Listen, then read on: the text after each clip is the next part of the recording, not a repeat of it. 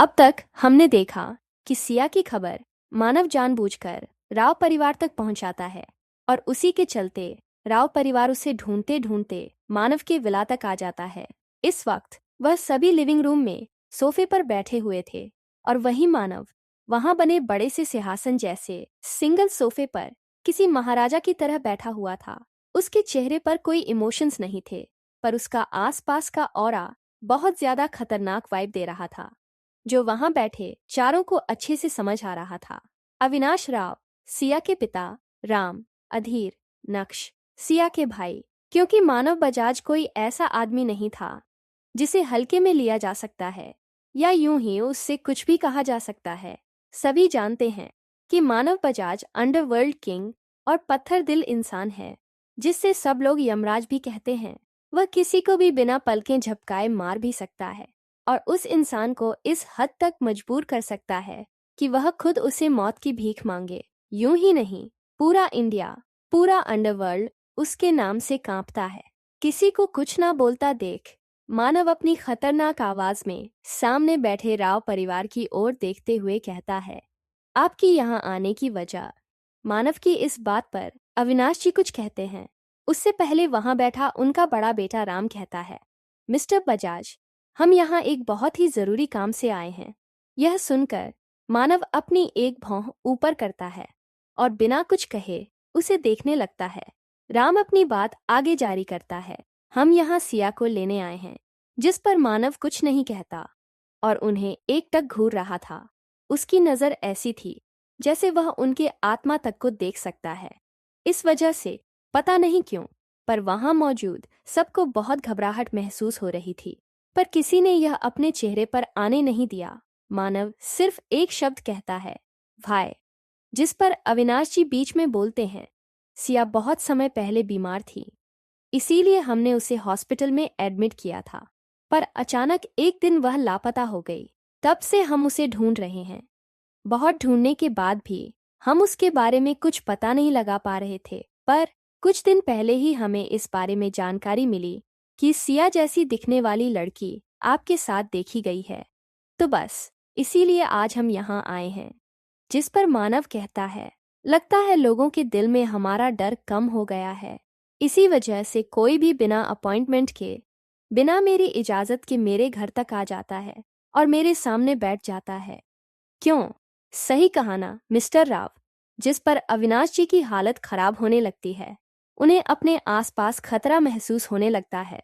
वह हकलाते हुए कहते हैं, ऐसा ऐसा नहीं है मिस्टर बजाज, हम तो बस यह कंफर्म करने आए हैं कि जिसे हम ढूंढ रहे हैं क्या वह वही है या नहीं।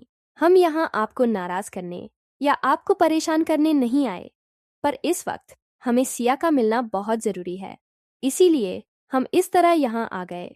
उसके लिए मैं आपसे माफी मांगता हूँ। मानव अभी भी उसी तरह उन सबको घूर रहा था। वह तीनों भाइयों को, अपने पापा को इस तरह माफी मांगता और डरते डरते बात करता देख बिल्कुल अच्छा नहीं लग रहा था, पर वह सभी भी मानव बजाज को और उसकी पावर को, उसकी बेदर्दी को अच्छे से जानते थे, इसीलिए उन्हें यह सब चुपचाप सहना ही था। और इस वक्त कुछ भी गलत कदम उनकी जान से हाथ धोने के बराबर हो सकता था, इसलिए सब चुपचाप थे। ऐसा नहीं था कि राव परिवार के पास ताकत नहीं थी या वह इतने काबिल नहीं थे, पर बात ऐसी थी कि उनकी काबिलियत मानव बजाज के सामने बहुत छोटी थी। कोई कुछ कहता या करता, तभी सीढ़ियों से किसी के कदमों की आहट सबके कानों में पड़ी। मानव की नजर बस सीढ़ियों पर ही ठहर गई। वह मानव के नजरों का पीछा करते हैं और उनकी भी आंखें वहीं रुक जाती हैं। सबका ध्यान तब टूटा जब सबकी कानों में बहुत क्यूट, प्यारी पर नींद से भरी हुई आवाज पड़ी, खड़ूस। यह और कोई नहीं, सिया थी, जो नींद खुलते ही मानव को ढूंढ रही थी, पर उसे मानव कहीं नजर नहीं आ रहा था। इसलिए अपनी नींद भरी आंखें लेकर जब वह लिविंग एरिया के लिए सीढ़ियों से नीचे आ रही थी, तब उसने मानव को देखा था। मानव का चेहरा सीढ़ियों की तरफ था और राव परिवार उसके लेफ्ट साइड के सोफे पर और सामने वाले सोफे पर बैठे हुए थे, जिस वजह से सिया को उनकी पीठ दिख रही थी। और सिया ने आसपास देखना या यह देखना कि वहां और कौन है जरूरी नहीं समझा। वह अपनी नींद भरी आंखों को मसलते हुए, आलस्य करते हुए धीरे धीरे चलकर मानव के पास आ रही थी। वह जाकर मानव के सामने खड़ी हो जाती है। यह देखकर मानव के चेहरे जो एक्सप्रेशनलेस था वह थोड़ा कम एक्सप्रेशनलेस लग रहा था। उसकी आंखों में कुछ हल्के इमोशंस देखे जा सकते थे, पर यह बात जल्द ही कोई नोटिस नहीं कर पाता था क्योंकि यह बहुत कम समय के लिए होता था। मानव अपना हाथ आगे बढ़ाकर सिया का हाथ पकड़ता है और उसे अपनी गोद में बिठा लेता है और उसके सर को अपने कंधे पर रख धीरे धीरे उसे सहलाने लगता है। सिया को तो किसी की पड़ी ही नहीं थी। उसे तो वह चाहिए था जिसके लिए वह कब से मानव को ढूंढ रही थी। जब भी वह मानव के कंधे पर सर रखकर सोती थी, उसे बुरे सपने या अपनी पिछले जिंदगी के बुरे सपने नहीं आते थे। उसे एक अलग ही शांति और सेफ फील होता था मानव के पास। इसीलिए जब भी उसे बुरा सपना आया था, वह इसी तरह किसी छोटे बच्चे की तरह मानव के सामने आकर खड़ी हो जाती थी और मानव भी उसे हमेशा इसी तरह शांत कराता था।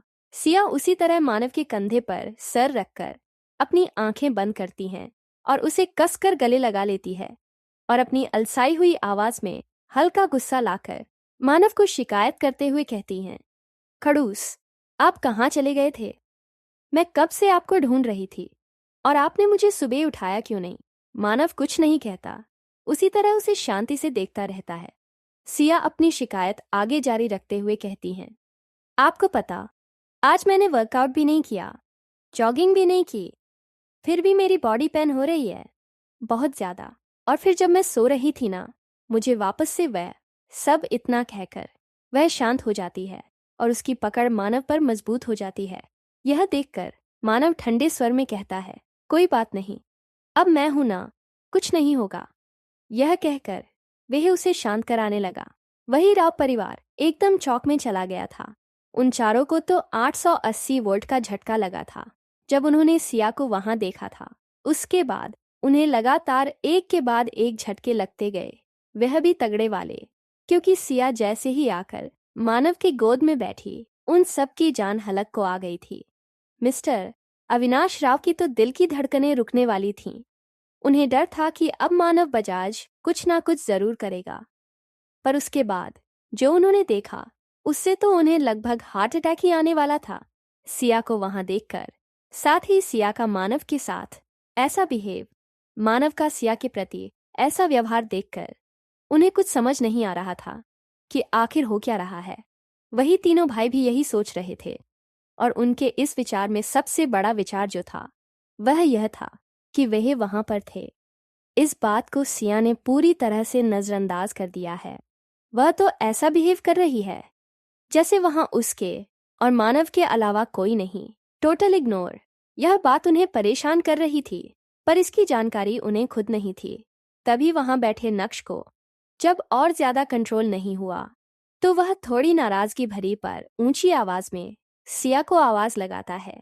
सिया जब किसी के मुंह से अपना नाम सुना और उसकी आवाज में नाराजगी और गुस्सा, साथ ही इतनी ऊंची आवाज सुनकर सिया धीरे धीरे अपनी आंखें खोलती है और सामने की ओर देखती है। और जब वह सामने बैठे सभी को देखती है तो एक पल के लिए उसकी आंखें बड़ी हो जाती हैं।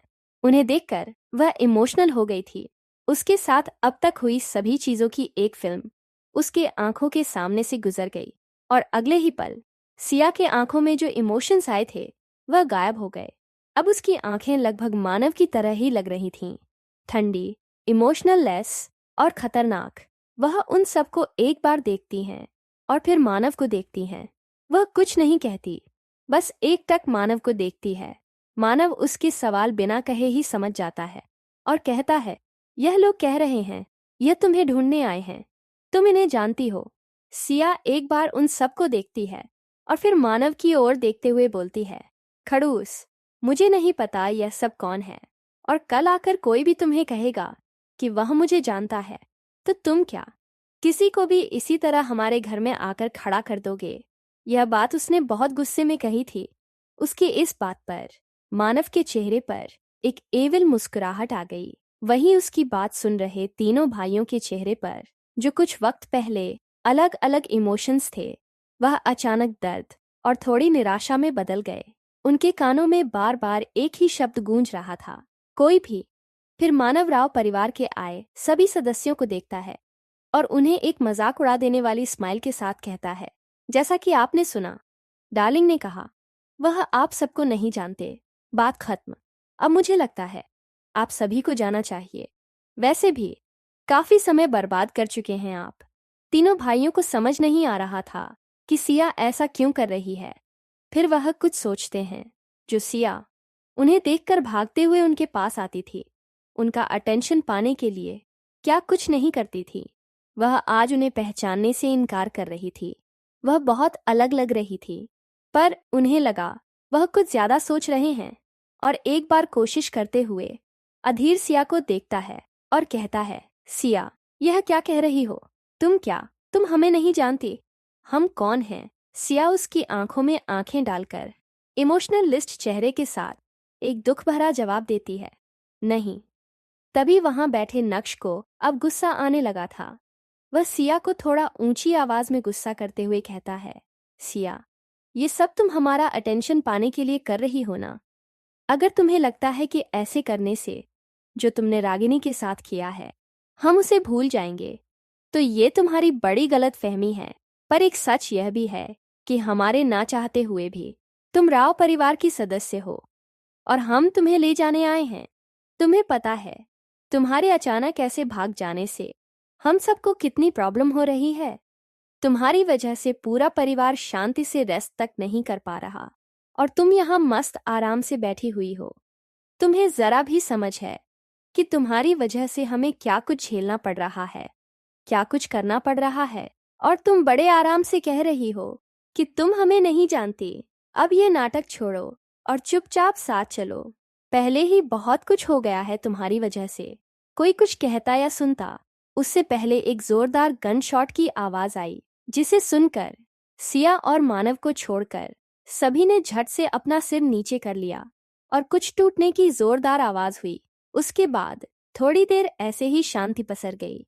धीरे धीरे राव परिवार के सदस्यों ने अपना सिर ऊपर उठाया और देखने लगे कि अचानक